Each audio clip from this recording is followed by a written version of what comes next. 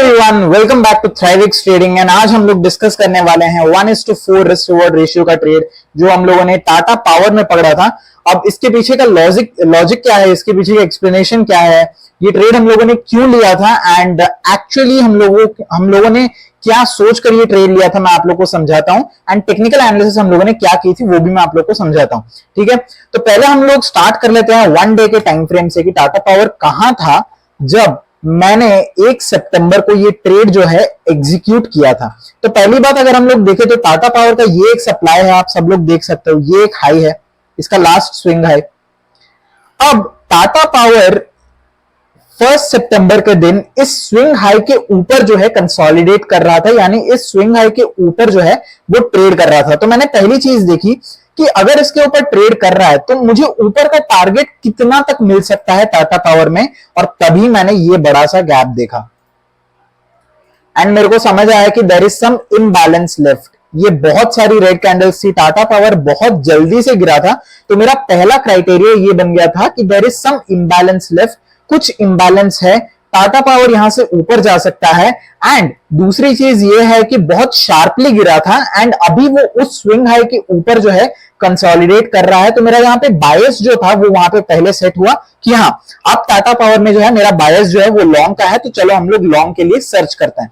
अब मैं चल जाता हूं 1 आवर के टाइम फ्रेम पर, और 1 आवर पर मैं क्या देखता हूं कि इस सप्लाई पर टाटा पावर एक बार आया था, रिजेक्ट हुआ, कंसोलिडेट किया, ये इंटायर जोन पर कुछ घंटे कंसोलिडेट किया एंड फिर यहां से जो है वो अगेन ऊपर निकला। ठीक है, तो अब मेरे पास दूसरा ये है कि सप्लाई से वो रिएक्ट भी किया, लेकिन रिएक्ट करके ऐसा नहीं कि सप्लाई से 250 पे सप्लाई था, वो गया और वहां से एकदम से गिर गया 250 या 230 या 225 तक, ऐसा बिल्कुल भी नहीं हुआ। वो सप्लाई से रिएक्ट किया, ऑब्वियसली कंसोलिडेट किया एंड फिर से अपमूव मिला। तो यहाँ पे मेरे को कॉन्फिडेंस मिला कि ओके, टाटा पावर का सप्लाई उतना स्ट्रांग भी नहीं है एंड टाटा पावर अच्छे से उस सप्लाई में जो है ऑर्डर्स एब्जॉर्ब कर रहा है। अब तीसरा मेरा ये क्राइटेरिया था कि निफ्टी फ्राइडे के दिन क्या कर रही थी। पहली बात अगर मैं बोलूं, निफ्टी फ्राइडे के दिन जो है at the end of the day noon के बाद से बुलिश होना स्टार्ट हो गया था एंड वो मेरे को थर्ड वहां पे कॉन्फिडेंस मिला कि अच्छा ठीक है, मार्केट सेंटिमेंट जो है धीरे पॉजिटिव शिफ्ट हो रहा है एंड अब मैं यहां पे जो है ट्रेड ले सकता हूं। जैसे ही मैं 15 मिनट के टाइम फ्रेम पर गया, मैं ये देखता हूं, 5 मिनट पर चलता है, मैं 5 मिनट के टाइम फ्रेम पर देखा, मैं ये देखता हूं कि 1 सितंबर को फ्राइडे के दिन निफ्टी कंसोलिडेट कर रहा है, निफ्टी ऊपर जा रहा है, ऊपर से टाटा पावर अपने सप्लाई में हायर हाइज बना रहा है।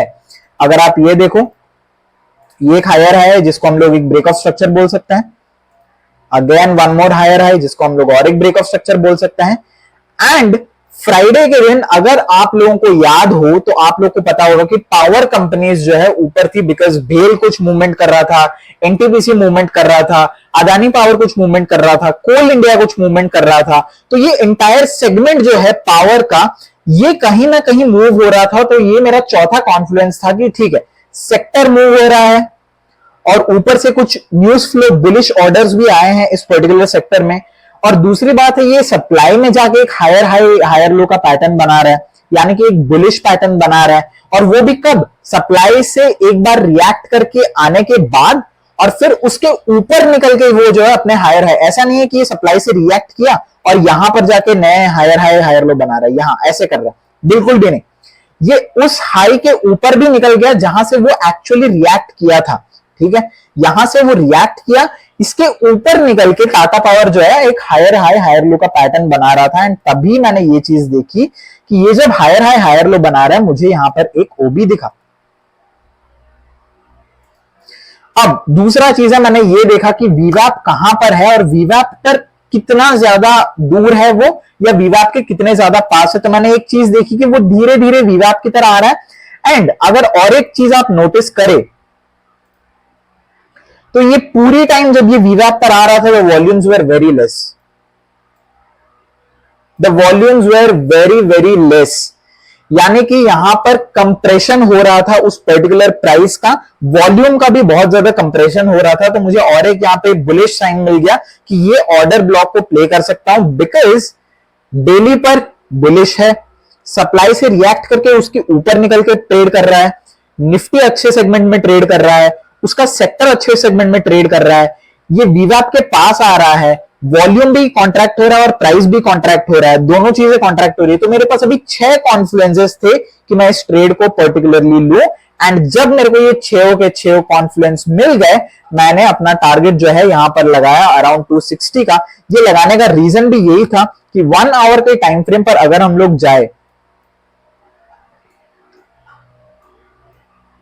तो यहां हम लोग देखते हैं कि ये हाई हम लोग को देखने को मिलता है, ये पर्टिकुलर एरिया हम लोग को देखने को मिलता है जहां से टाटा सप्लाई गिरना स्टार्ट किया था, एंड इसी एग्जैक्ट सप्लाई रीजन से टाटा पावर जो है गिरना स्टार्ट किया था। तो मैं ये नहीं चाहता था कि मेरा मैं इससे ऊपर का टारगेट रखूं या ऑल टाइम हाई का टारगेट रखूं, ऐसा कुछ भी नहीं था। This was simple intraday plus BTST trade, इसमें ज्यादा लॉजिक भी ज्यादा कुछ नहीं था। मार्केट सेंटिमेंट पॉजिटिव थी, स्टॉक जो है बुलिश था, सेगमेंट जो है बुलिश था, मुझे वीवैप पर कॉन्ट्रैक्शन दिखा, एक ओबी दिखा, एक हायर हाई हायर लो का पैटर्न दिखा, and then I took this trade, and that is how and that is how we made around 1:4 in Tata Power without any obstructions or any obstacles, या कोई बिना किसी problem के ये आराम से गया। वन मोर थिंग, मैंने इसको बीटीएसटी में कैरी क्यों किया कि सिंपल बात है boss, eight the end of the day ये ऊपर गया, अगेन इसी सप्लाई से ये कंसोलिडेट करना स्टार्ट कर गया, एंड ये मेरे को कॉन्फिडेंस दे दिया कि ठीक है बॉस, ये डे एक स्ट्रॉन्ग नोट पे एंड कर रहा है। इसकी डेली क्लोजिंग जो है एक सप्लाई के ऊपर है, and this give me the confidence कि अब तो ये अगले दिन even though gap up open भी ना हो, अगर ये गैप डाउन भी ओपन होता है, it will consolidate and hit my target, and that is what exactly happened. Gap open हुआ, अगेन कंसोलिडेट किया, ये एरिया ऑफ डिमांड से ये हमारा एरिया ऑफ डिमांड बन जाता है, बिकॉज ये गैप अप ओपन हुआ है, right. So this becomes our area of demand, this entire zone becomes a small area of demand. ये अपने एरिया ऑफ डिमांड से रिएक्ट किया, and then it gave a target of 260, and that is how easily I made 1:4 in Tata Power along with my community। बहुत simple से logic थे, मैं फिर से लिख के आप लोग को बता देता हूं। 1 डे पर टाटा पावर बुलिश था, पहला रीजन। दूसरा रीजन है ट्रेडिंग अबव सप्लाई। तीसरा रीजन है reaction from supply very weak. चौथा रीजन है positive sentiment of Nifty and that sector on Friday. पांचवा रीजन है trading with bullish structure above supply. छठा रीजन है वॉल्यूम एंड प्राइस कॉन्ट्रैक्टिंग। उसके बाद का रीजन है ओबी टैप। तो इतने सारे रीजंस के बाद जो है एक ट्रेड को एग्जीक्यूट किया जाता है भाई। ऐसा नहीं कि खाली दिखावा है, हाँ भाई बुलिश है बाय कर लो चल जाएगा, ऐसा नहीं होता। आपको बहुत सारी चीजें देखनी पड़ती है, सेक्टर को देखना पड़ता है, सेगमेंट को देखना पड़ता है, इंडस्ट्री को देखना पड़ता है, निफ्टी को देखना पड़ता है, वो स्टॉक किस जगह पर ट्रेड कर रहा है देखना पड़ता है। इन सारी चीजों के बाद जो है आप एक ट्रेड को एग्जीक्यूट करते हो। तो जो लोग भी सोच रहे हैं कि ये ट्रेड को ऐसे ही अंधा एग्जीक्यूट कर दिया हम लोगों ने, ऐसा नहीं है। एक बहुत लॉजिक लगता है, एक बहुत रीजन लगता है, एंड उसके बाद एग्जीक्यूशन का पार्ट आता है। ये तीनों चीजें जब मिलती हैं then we get a good trade like Tata power 1:4।